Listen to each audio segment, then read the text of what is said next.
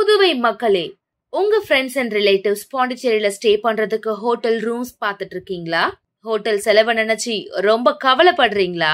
இனி அந்த கவலை உங்களுக்கு வேண்டாம். நாம மூலகுளம் KFC பக்கத்துல இருக்கிற யாஷ் வில்லா. இந்த 3 BHK வில்லால AC TV அட்டாச்ட் பாத்ரூம்னு ஃபுல்லி ஃபர்னிஷ் ஆகி கார் பார்க்கிங் வசதியோட உங்க பட்ஜெட்டுக்கு ஏத்த மாதிரி இருக்கு. உடனடியா 9952421750 இந்த நம்பருக்கு கால் பண்ணி உங்க ஸ்டேவை புக் பண்ணிக்கோங்க.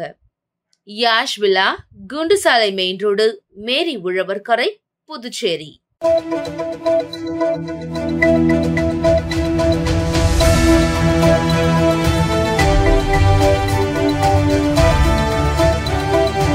வணக்கம். சக்தி சேனலின் புதுவையின் இன்றைய நிகழ்வுகள். புதுச்சேரி வேல்ராம்பட்டு பகுதியில் சாலை விரிவாக்கத்திற்கு நிலம் ஆர்ஜிதம் செய்த நிலையில் அங்கு வசித்த குடியிருப்பு வாசிகளுக்கு மாற்று இடம் வழங்க கோரி திமுக சார்பில் நடைபெற்று வரும் உண்ணாவிரத போராட்டத்தில் சட்டமன்ற எதிர்க்கட்சித் தலைவர் சிவா உள்ளிட்ட 300க்கும் மேற்பட்ட பொதுமக்கள் மற்றும் திமுகவினர் பங்கேற்றுள்ளனர். புதுச்சேரி முதலியார்பேட்டை தொகுதிக்குட்பட்ட வேல்ராம்பட்டு ஏரிக்கரை சாலை விரிவாக்கத்திற்கு நிலம் ஆர்ஜிதம் செய்தபோது அங்கு வசித்த குடியிருப்பு வாசிகளுக்கு வாய்க்கால் வீதியில் வசித்தவர்களுக்கும் மாற்று இடம் வழங்குவதற்காக அரசு உறுதியளித்ததை வழங்க கோரி புதுச்சேரி மாநில திமுக மற்றும் முதலியார்பேட்டை தொகுதி திமுக சார்பில் பாதிக்கப்பட்ட மக்களோடு மரப்பாலம் சந்திப்பில் உண்ணாவிரத போராட்டம் நடைபெற்று வருகிறது. சட்டமன்ற எதிர்க்கட்சித் தலைவர் சிவா முன்னிலையிலும் தொகுதி சட்டமன்ற உறுப்பினர் சம்பத் தலைமையிலும் நடைபெற்று வரும் உண்ணாவிரத போராட்டத்தில் சட்டமன்ற உறுப்பினர்கள் அனிபால் கென்னடி, செந்தில்குமார் உள்ளிட்ட 300க்கும் மேற்பட்ட பொதுமக்கள் மற்றும் திமுகவினர் கலந்து கொண்டுள்ளனர். மேலும் பாதிக்கப்பட்ட மக்களுக்கு உடனடியாக மாற்று இடம் வழங்காவிட்டால் தொகுதி மக்களை திரட்டி மாபெரும் போராட்டம் நடத்தப்படும் எனவும் தெரிவித்துள்ளனர். பேட்டி சம்பத், முதலியார்பேட்டை தொகுதி திமுக சட்டமன்ற உறுப்பினர்.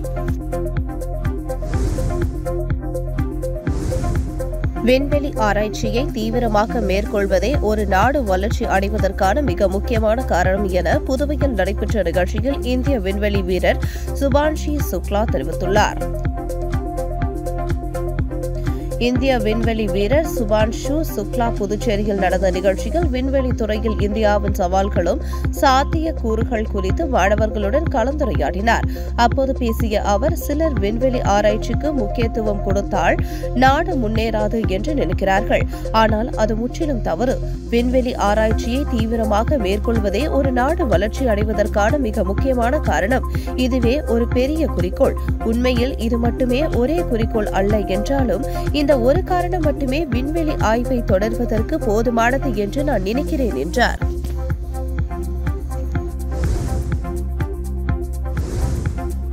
புதுச்சேரி அரசு சார்பில் இயங்கும் மாணவர் பேருந்து டீசல் இல்லாமல் பாலத்தின் நடுவில் நின்ற நிலையில் மாணவர்கள் லிப்ட் கேட்டு செல்லும் வீடியோ இணையதளத்தில் வைரலாகி வருகிறது. புதுச்சேரி அருகே தவளக்குப்பம் பகுதியில் ஏராளமான அரசு மற்றும் தனியார் பள்ளி, கல்லூரிகள் இயங்கி வருகிறது. புதுச்சேரி அரசின் பள்ளி கல்வித்துறை சார்பில் மாணவர்களுக்காக இப்பகுதியில் இலவச பேருந்து இயக்கப்பட்டு வருகிறது. இந்நிலையில் இன்று காலை மாணவர்களை ஏற்றிக்கொண்டு தவளக்குப்பம் நோக்கி சென்று கொண்டிருந்த மாணவர் சிறப்பு பேருந்து ஒன்று திடீரென நோனாங்குப்பம் மேம்பாலத்தில் டீசல் இல்லாமல் பாலத்தின் நடுவே நின்றது. இதனால் மாணவர்கள் மேம்பாலத்திலேயே இறக்கிவிடப்பட்டனர். இதனைத் தொடர்ந்து மாணவர்கள் லிப்ட் கேட்டும் மற்றும் நடந்தே பள்ளி, கல்லூரிகளுக்கு சென்றனர். இந்த வீடியோ தற்பொழுது சமூக வலைதளங்களில் வைரலாகி வருகிறது. புதுச்சேரி சுகாதாரத்துறை பணிக்கு தேர்வானவர்களுக்கு வரும் 24ஆம் தேதி சான்றிதழ் சரிபார்ப்பு நடக்கிறது. இதுகுறித்து புதுவை சுகாதாரத்துறை இணை இயக்குநர் மேரி ஜோஸ்பின் சித்ரா வெளியிட்டுள்ள செய்திக்குறிப்பில், சுகாதாரத்துறை சார்பில் தேர்வு செய்யப்பட்டவர்களுக்கு சான்றிதழ் சரிபார்ப்பு முகாம் சுகாதாரத்துறை இயக்குநரகத்தில் நடக்கிறது. செப்டம்பர் 24 காலை மருந்தாளுநர், 26ஆம் தேதி காலை ECG வல்லுநர், தியேட்டர் உதவியாளர், 29ஆம் தேதி ANM மகப்பேறு உதவியாளர், 30ஆம் தேதி சுகாதார உதவியாளர் பணிக்கு தேர்வானவர்களுக்கு சான்றிதழ் சரிபார்க்கப்படுகிறது. ஜாதி, குடியிருப்பு, கல்வி உள்ளிட்ட அசல் சான்றிதழ்களுடன் வர வேண்டும். சரிபார்ப்புக்கு வர தவறினால் பதவி நியமனம் பரிசீலிக்கப்பட மாட்டாது என குறிப்பிடப்பட்டுள்ளது.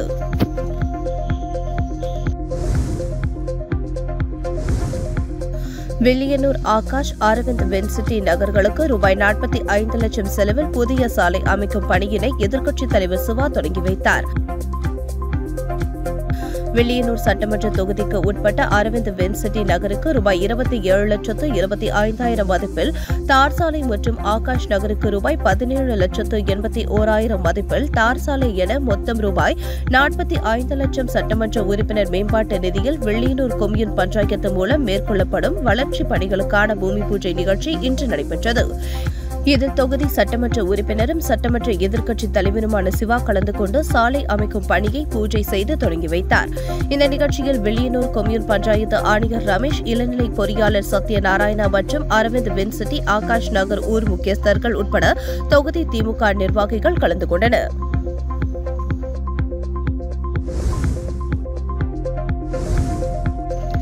புதுச்சேரியில் பெண் உட்பட 4 பேரிடம் பல லட்சம் ரூபாய் மோசடி செய்த சைபர் கும்பலை போலீசார் தேடி வருகின்றனர்.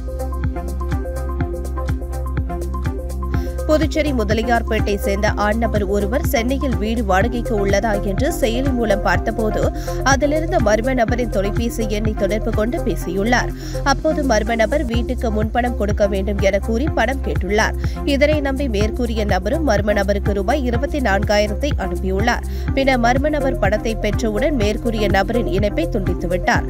மேலும் காலாப்பட்டை சேர்ந்த பெண் ஒருவர் இணையதளத்தில் ஆன்லைன் முதலீடு குறித்த விளம்பரம் ஒன்றை பார்த்துள்ளார். பின்னர் அதிலிருந்த லிங்க் மூலம் அப்பெண் ரூபாய் 13,000 முதலீடு செய்து மோசடி கும்பலிடம் ஏமாந்துள்ளார். ரெட்டியார்பாளையத்தை சேர்ந்த பெண் ஒருவரை மர்ம நபர் தொடர்பு கொண்டு லோன் அதிகாரி பேசுவதாகவும் குறைந்த வட்டியில் லோன் தருவதாகவும் கூறியுள்ளார். இதனை நம்பி அப்பெண்ணும் லோனுக்கு விண்ணப்பித்து விண்ணப்பம் மற்றும் செயலாக்க கட்டணமாக ரூபாய் 16,000 அனுப்பி மோசடி கும்பலிடம் ஏமாந்துள்ளார். மூலகுளத்தை சேர்ந்த ஆண் நபரை மர்ம நபர் தொடர்பு கொண்டு கேரள லாட்டரி ஏஜென்ட் பேசுவதாகவும் தாங்கள் லாட்டரி மூலம் ரூபாய் 8 லட்சம் வென்றுள்ளதாக கூறியுள்ளார். இப்பணத்தை பெறுவதற்கு செயலாக்க கட்டணம் செலுத்துமாறு மர்ம நபர் கூறியுள்ளார். இதனை நம்பி அந்த பெண் ரூபாய் 8,000 அனுப்பி மோசடி கும்பலிடம் ஏமாந்துள்ளார். மேற்கூறிய நபர்கள் மொத்தமாக ரூபாய் 61,000 மோசடி கும்பலிடம் இழந்துள்ளனர். தொடர்ந்து பாதிக்கப்பட்டவர்கள் தனித்தனியாக புதுச்சேரி சைபர் கிரைம் காவல் நிலையத்தில் புகார் அளித்துள்ளனர். அதன் பேரில் போலீசார் விசாரணை நடத்தி வருகின்றனர். தட்டாஞ்சாவடி ஸ்ரீ பாலமுத்து மாரியம்மன் ஆலயத்தில் நடைபெற்ற முதலாம் ஆண்டு நவராத்திரி குழு விழாவில் திரளான பக்தர்கள் கலந்து கொண்டு சுவாமி தரிசனம் செய்தனர். வில்லியனூர் கொம்யூன் தட்டாஞ்சாவடி பகுதியில் அமைந்துள்ள ஸ்ரீ பாலமுத்து மாரியம்மன் ஆலயத்தில் முதலாம் ஆண்டு நவராத்திரி விழா சிறப்பான முறையில் குழு வைத்து பூஜை செய்து சுவாமிக்கு தீபாராதனை காண்பிக்கப்பட்டது. மேலும் காமாட்சி வேடத்தில் சிறுமி அலங்கரிக்கப்பட்டு பூஜைகள் செய்யப்பட்டு தீபாராதனை காண்பிக்கப்பட்டது. முதலாம் ஆண்டு நடைபெற்ற நவராத்திரி விழாவில் திரளான பக்தர்கள் கலந்து கொண்டு சுவாமி தரிசனம் செய்தனர். விழாவிற்கான சிறப்பு ஏற்பாடுகளை ஆலய அர்ச்சகர் ஸ்ரீகாந்த், ஆலய நிர்வாகம் மற்றும் நிர்வாக அதிகாரி தனபால் மற்றும் இளைஞர்கள் மற்றும் மகளிர் வெகு சிறப்பான முறையில் செய்திருந்தனர்.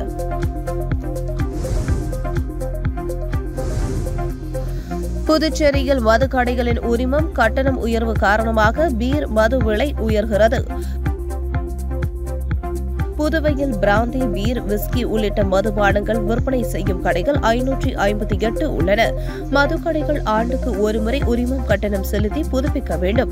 உரிமம் கட்டணத்தை கடந்த 2015 பிறகு 10 ஆண்டுகளாக அரசு உயர்த்தவில்லை.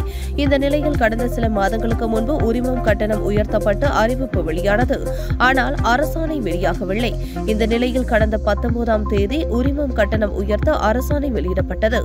புத்தாண்டு காலங்களில் மதுபானங்களை விற்க சிறப்பு அனுமதி பெற கட்டணம் ரூபாய் 5,000 இருந்து ரூபாய் 10,000 உயர்த்தப்பட்டுள்ளது. இவை அரசிதழிலும் முழுமையாக வெளியிடப்பட்டுள்ளது.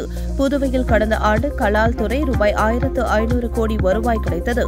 நடப்பு ஆண்டு ரூபாய் 1,850 கோடி இலக்கு நிர்ணயிக்கப்பட்டுள்ளது. தற்போது பல ஆண்டுகளுக்கு பிறகு உரிம கட்டணம், ஏற்றுமதி இறக்குமதி வரி உயர்வு மூலம் கூடுதலாக ரூபாய் 100 கோடி வரை கிடைக்கும் என எதிர்பார்க்கப்படுகிறது.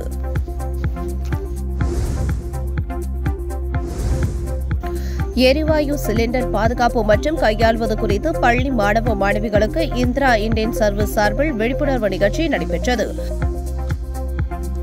புதுச்சேரி சாரம் எஸ்.ஆர். சுப்பிரமணியன் அரசு உயர்நிலைப் பள்ளியில் இந்திரா இண்டேன் சர்வீஸ் சார்பில் சமையல் எரிவாயு சிலிண்டர் கையாள்வது மற்றும் பாதுகாப்பு குறித்த விழிப்புணர்வு நிகழ்ச்சி நடைபெற்றது. இதில் 150 மாணவ மாணவிகள் கலந்து கொண்டனர். இந்நிகழ்ச்சியில் இந்திரா இண்டேன் உரிமையாளர் பரசுராமன் அவர்கள் கலந்து கொண்டார். இதில் சிறப்பு விருந்தினராக சம்பத் ரெட்டி தலைமை தாங்கினார். தலைமை ஆசிரியர் பத்மாவதி மற்றும் சந்திரசேகரன், லட்சுமி பிரியா, சௌரிராஜ், ஜான்சி, ஜெயலட்சுமி ஆகிய ஆசிரியர்களும் கலந்து கொண்டனர். ஸ்ரீ அன்னை நுகர்வோர் பாதுகாப்பு குழு தலைவி திலகவதி மற்றும் மாணவ மாணவிகள் இதில் கலந்து கொண்டனர். புதுச்சேரி மனிதவள சங்கத்தின் ஆண்டு விழாவில் மடக்குள விநாயகர் குழுமத்தின் தலைவர் தனசேகரனுக்கு வாழ்நாள் சாதனையாளர் விருது வழங்கப்பட்டது. மனிதவள சங்கம் நடத்திய 100வது மாதாந்திர கூட்டம் மற்றும் 9வது ஆண்டு விழா தனியார் விடுதியில் நடைபெற்றது. விழாவில் சிறப்பு விருந்தினராக மடக்குள விநாயகர் குழுமத்தின் தலைவர் டாக்டர் தனசேகரன் மற்றும் அதன் கல்வி முதல்வர்கள் டாக்டர் மலர்கண்ணன், வெங்கடாச்சலபதி, ஓய்வு பெற்ற காவல் கண்காணிப்பாளர் பாஸ்கரன் ஆகியோர் கலந்து கொண்டனர். விழாவில் 200க்கும் மேற்பட்ட மனிதவள வல்லுநர்கள் மற்றும் கல்லூரி மாணவர்கள் பங்கேற்றனர். விழாவில் மடக்குள விநாயகர் குழுமத்தின் தலைவர் தனசேகரனுக்கு வாழ்நாள் சாதனையாளர் விருது வழங்கப்பட்டது. புதுச்சேரி மாநிலத்தை சார்ந்த ஏழை மாணவி சித்ராவின் மருத்துவ படிப்பிற்காக வைப்பு நிதி ரூபாய் 10,000 வங்கிக் கணக்கில் செலுத்தப்பட்டது. மேலும் திருநங்கை அன்னலட்சுமியை கௌரவித்து நினைவு பரிசு வழங்கப்பட்டது. விழாவின் ஏற்பாட்டினை புதுச்சேரி மனிதவள வட்டாரம் தலைவர் நிஷா மேகம், துணைத் தலைவர் கிருஷ்ணராஜ், செயலாளர் வினோத்குமார், துணை செயலாளர் மகேந்திரன், பொருளாளர் ரோஜி, துணை பொருளாளர் அருண்குமார் ஆகியோர் செய்தனர்.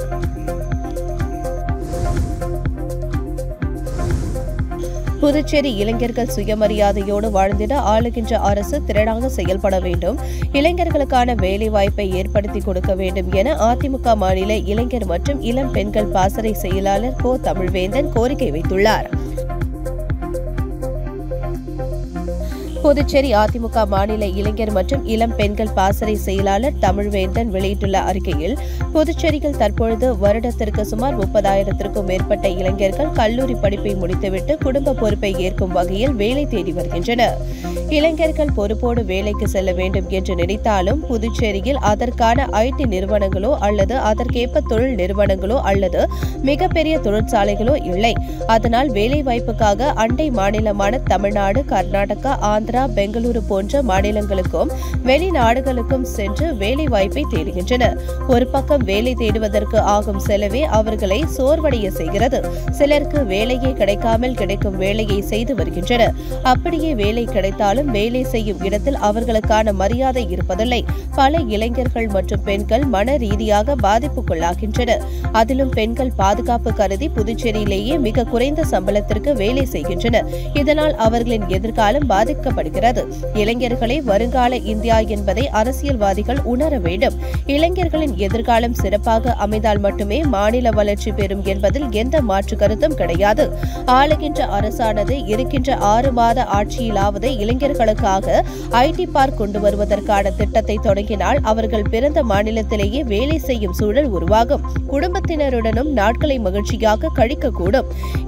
இதை சாதாரண பிரச்சனையாக மனதில் கொள்ளாமல் உடனடியாக அரசு தேர்வு செய்துள்ள இடத்தில் ஐடி பார்க் கொண்டு வரவும் பல்வேறு தொழிற்சாலைகள் புதுச்சேரிக்கு வரவும் வழிவகை செய்து புதுச்சேரியில் கல்லூரி படிப்பு முடித்து வெளியே வரும் இளைஞர்களுக்கு புதுச்சேரியிலேயே வேலை வாய்ப்பை உறுதி செய்ய வேண்டும். மேலும் இளைஞர்களின் எதிர்காலத்தை ஆளும் அரசு உறுதி செய்ய வேண்டும் என்று குறிப்பிடப்பட்டுள்ளது. புதிய ஜிஎஸ்டி வரி விகிதங்கள் குறைவு காரணமாக புதுச்சேரி அரசின் சார்பு நிறுவனமான பான்லேவில் பன்னீர், நெய், குல்ஃபி, ஐஸ்கிரீம் ஆகியவற்றின் விலையை அதிரடியாக குறைத்து அறிவிப்பு வெளியிட்டுள்ளது. 56வது ஜிஎஸ்டி கவுன்சில் கூட்டத்தில் வரி விகிதங்களை குறைப்பதற்கான சீர்திருத்தங்களுக்கு ஒப்புதல் அளிக்கப்பட்டது. அதன்படி 5, 12, 18 மற்றும் 28% ஆகிய 4 வரி விகித அமைப்பு இருந்தது. தற்போது 5 மற்றும் 18% என்ற எளிமையான 2 ஜிஎஸ்டி வரி விகிதங்களாக மாற்றப்பட்டுள்ளது. 12% ஜிஎஸ்டி விதிக்கப்பட்ட பெரும்பாலான பொருட்கள் சலுகை வரி விகிதமாக 5% வரி விதிப்பின் கீழ் கொண்டுவரப்பட்டுள்ளது.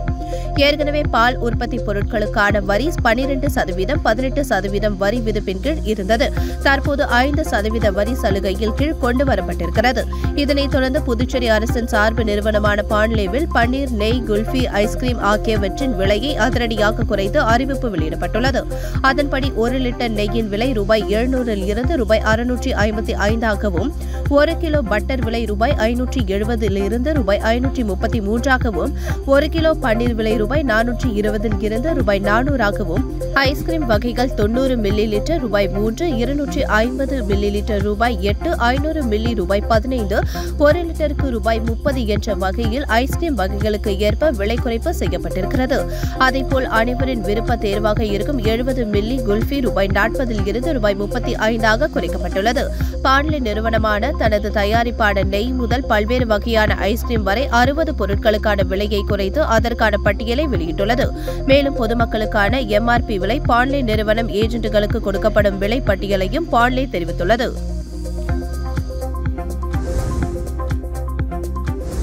மூலக்குளம் அருகே உள்ள கணபதி நகரில் நடைபெற்ற நவராத்திரி குரு பூஜை விழாவில் ஏராளமானோர் கலந்து கொண்டு சுவாமி தரிசனம் செய்தனர். புதுச்சேரி மூலக்குளம் டீச்சர்ஸ் காலனி கணபதி நகர் பகுதியில் வசிக்கும் முருகேசன் ரத்னா, கோகுல், சுபாஷ் அவர்களின் இல்லத்தில் ஆண்டுதோறும் நவராத்திரி குரு பூஜையானது மகிழ்ச்சியாக நடைபெறும். அந்த வகையில் இவ்வாண்டு நவராத்திரி திருவிழா முதல் நாள் பூஜை சிறப்பாக நடைபெற்றது. இதில் பல்வேறு சுவாமிகள் சிலைகளாகவும் மற்றும் பொம்மைகளாகவும் அமைக்கப்பட்டு சிறப்பு பூஜைகள் நடைபெற்றது. மேலும் அடுத்த 9 நாட்களுக்கு மாலை நவராத்திரி குழு நடைபெற உள்ளது. மேலும் இதில் அப்பகுதியைச் சேர்ந்த பொதுமக்கள் கலந்து கொண்டு சுவாமி தரிசனம் செய்தனர். அவர்களுக்கு பிரசாதங்களும் வழங்கப்பட்டது. நிகழ்ச்சிகளில் ஏற்பாடுகளை முருகேசன் ரத்னா குடும்பத்தினர் செய்திருந்தனர். மத்திய அரசின் தொழிலாளர் விரோத சட்ட திருத்தத்தை கண்டித்து அனைத்து தொழிற்சங்கங்கள் சார்பில் கருப்பு கொடி ஏந்தி கண்டன ஆர்ப்பாட்டம் நடந்தது. மத்திய அரசு கடந்த 2020ஆம் ஆண்டு செப்டம்பர் 22ஆம் தேதி 44 தொழிலாளர் நல சட்டங்களை திருத்தம் செய்து அறிவித்தது. இந்த நடவடிக்கைகளுக்கு எதிராகவும் சட்ட திருத்தம் கொண்டு வந்த நாளை நாடு முழுவதும் கருப்பு தினமாக அறிவித்து அனைத்து தொழிற்சங்கங்களின் சார்பில் கருப்பு பேட்ஜ் அணிந்தும் கருப்பு கொடி ஏந்தியும் கண்டன ஆர்ப்பாட்டங்கள் நடத்த முடிவு செய்யப்பட்டது. அதன்படி புதுச்சேரியில் அனைத்து தொழிற்சங்கங்கள் சார்பில் சுதேசி மில் அருகே கருப்பு கொடி ஏந்தியும் பேட்ஜ் அணிந்தும் கண்டன ஆர்ப்பாட்டம் நடந்தது. ஆர்ப்பாட்டத்திற்கு AITUC மாநில பொதுச் செயலாளர் சேது செல்வம், CITU செயலாளர் சீனிவாசன், INTUC பொதுச் செயலாளர் ஞானசேகரன், LPF அமைப்பாளர் அண்ணா அடைக்கலம் ஆகியோர் தலைமை வகித்தனர். தொழிற்சங்க நிர்வாகிகள், தொழிலாளர்கள் கருப்பு கொடி ஏந்தியும் பேட்ஜ் அணிந்தும் மத்திய அரசின் தொழிலாளர் விரோத சட்ட திருத்தத்தை கண்டித்து கோஷங்கள் எழுப்பினர். உங்கள் சக்தி சேனலின் புதுவையின் அன்றாட நிகழ்வுகளை உடனுக்குடன் தெரிந்து கொள்ள சக்தி சேனல் புதுச்சேரி யூடியூப் சேனலை சப்ஸ்கிரைப் செய்து கொள்ளுங்கள். மறக்காமல் பெல் பட்டனையும் கிளிக் பண்ணுங்க. ஷேர் பண்ணுங்க, லைக் பண்ணுங்க. உங்கள் சக்தி சேனல்.